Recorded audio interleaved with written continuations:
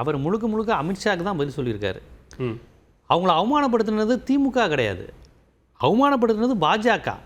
எந்த கொம்பனாலும் எங்களை ஒன்றும் பண்ண முடியாதுன்னு அவர் யாருக்கு சொல்கிறார்?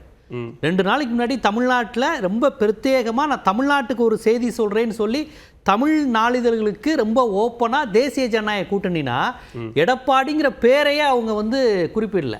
திமுக விமர்சிக்கும் போது எடப்பாடிக்கு மரியாதை கொடுத்து எடப்பாடின்னு சொல்கிறாங்க. அதிமுக தலைவராக அவர் அங்கீகரிக்கிறாங்க. எதிர்கட்சிகள் இவங்களுடைய எதிர்கட்சியாக இருக்கக்கூடிய திமுகவோ கூட்டணி கட்சியோ எடப்பாடின்னு சொல்லி அவரை ஒரு தலைவராக ஒரு ஆளுமையாக அங்கீகரித்து பதில் சொல்கிறாங்க. அமித்ஷா யார் உங்கள் கேண்டிடேட், சிஎம் கேண்டிடேட்னா ஒரு பேருக்கு கூட அவர் பேரை சொல்லலை. அந்த கோவத்தில் தான் எடப்பாடி சொல்லியிருக்காரு. உண்மையிலே எடப்பாடிக்கு இப்போ கோவம் ஸ்டாலின் மீது கிடையாது, அண்ணாமலை மீதும் அமித்ஷா மீது. அண்ணாமலை என்ன சொல்கிறாரு? பாஜக ஆட்சி தான் அமையுங்கிறாரு. அமித்ஷா இது ஏதோ நேஷனல் மீடியா கொடுக்கல, தமிழ் தெரிஞ்ச பத்திரிகையாளர்களுக்கு சாமானிய கிராமத்து தமிழன் கூட போய் சேரணும், எடப்பாடியை அமித்ஷா புறக்கணிக்கிறார்னு போய் சேரணும் அப்படிங்கிறதுக்காக கொடுத்த செய்தி.